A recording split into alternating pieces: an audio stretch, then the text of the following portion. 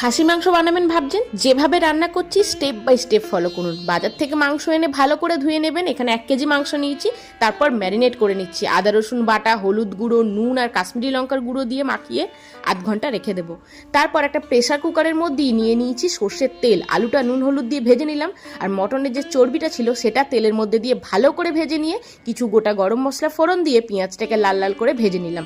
তারপর দিলাম 2 চামচ মতো আদা রসুন বাটা। তারপর ম্যারিনেট করা মাটনটা দিয়ে ভালো করে নাড়াচাড়া করে এবার কষিয়ে নিতে হবে। একে একে হলুদ গুঁড়ো, কাশ্মীরি লঙ্কার গুঁড়ো দিলাম, জিরে গুঁড়ো আর ধনে গুঁড়ো দিলাম হাফ চামচ করে।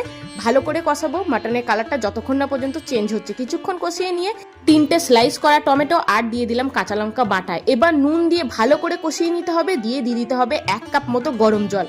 প্রেসারের ঢাকনা আটকে 3টে সিটি দিয়ে নিয়ে ঠান্ডা করে প্রেসার কুকারটা খুলে নেব। মাটন অনেকটাই সেদ্ধ হয়ে গেছে। এবার ভেজে রাখা আলুগুলো দিয়ে আর একটা সিটি দিয়ে নিলেই মাটন কষা একদম রেডি হয়ে যাবে।